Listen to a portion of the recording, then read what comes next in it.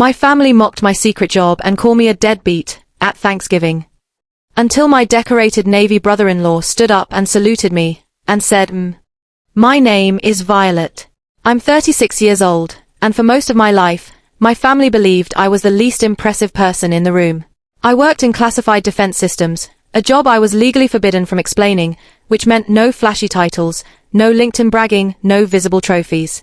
To them, that silence meant laziness, it meant wasted potential, it meant something was wrong with me. My family loved visible success. My brother Henry was a sales manager who never missed a chance to announce his commissions.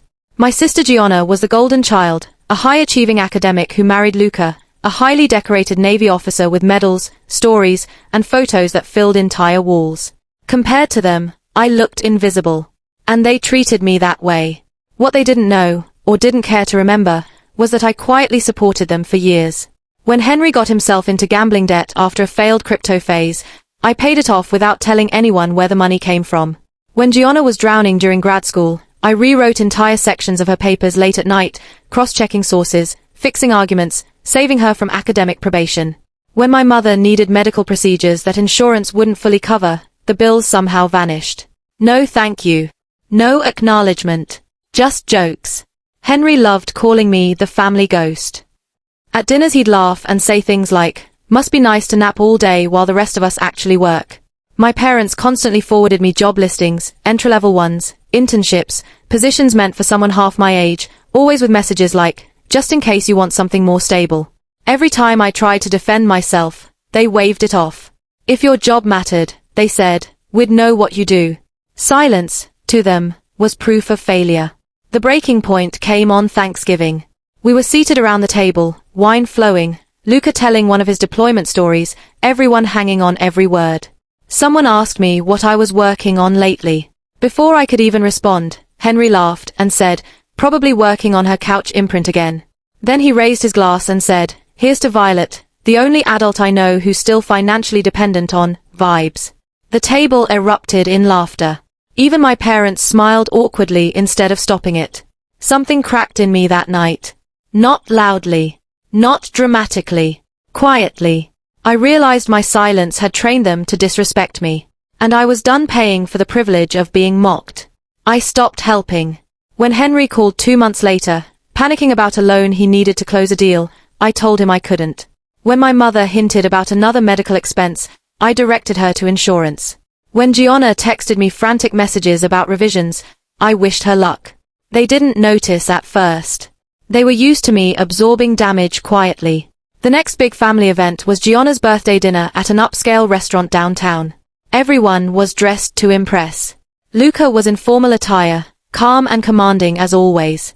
I showed up on time, simple dress, minimal makeup, exactly the way they expected me to look. Midway through dinner, the conversation drifted to careers again.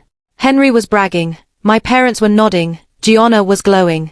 Then Luca stood up.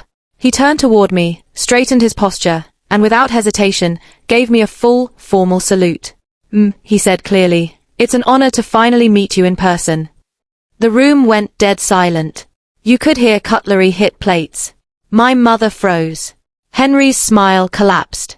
Gianna stared at her husband like she didn't recognize him. Luca continued, calmly, respectfully, I've reviewed systems Violet designed. She protects people who will never know her name. She outranks more influence than most officers I've served with. No one laughed. No one spoke. I didn't smile. I didn't explain. I just nodded and said, please sit down, Luca. That silence was better than any apology. After that night, I disappeared from family gatherings. No holidays.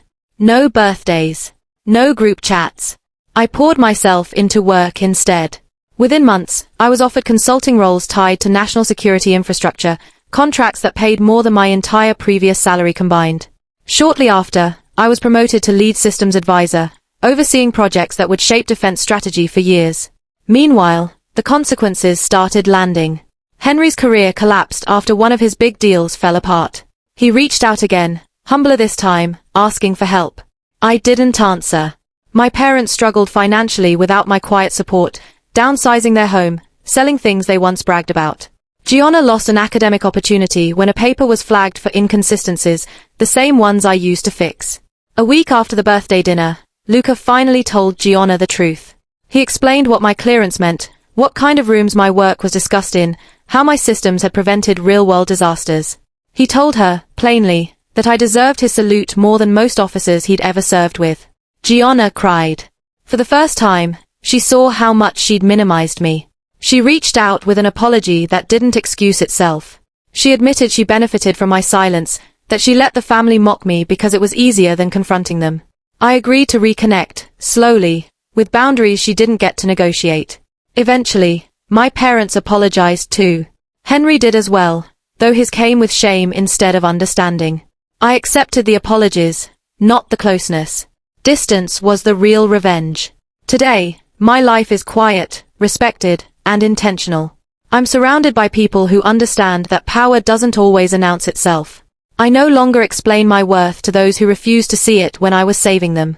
They finally know who I am. They just don't get access to me anymore. I thought that would be the end of it, but families rarely accept silence without trying to rewrite the story.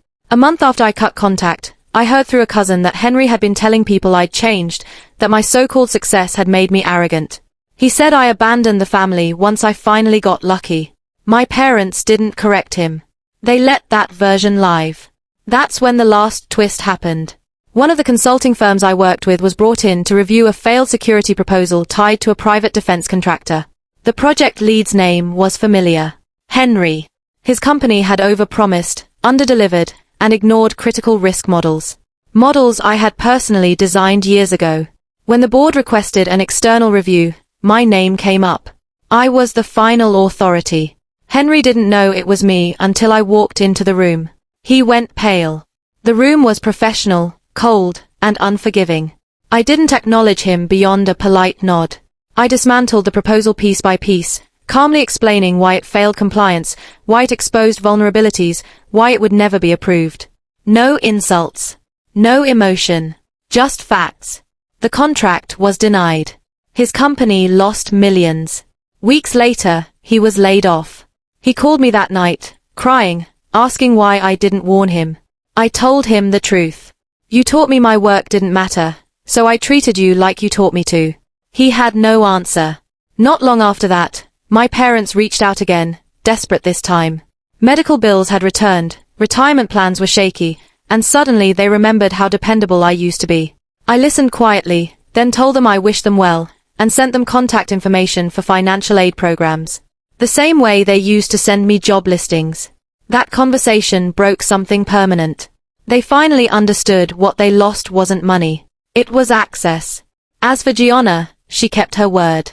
She defended me when Henry tried to rewrite history. She corrected our parents when they minimized me. She never asked me to help her again. That's why we still speak. The real revenge wasn't humiliation. It wasn't exposure. It was letting them live in the reality they created without me cushioning the fall. Today, I wake up in a life that fits me. My work is respected, my boundaries are firm, and my silence is no longer permission for disrespect. They see me now. From a distance. And that's exactly where I keep them. Please like, share and subscribe for more stories. Thank you.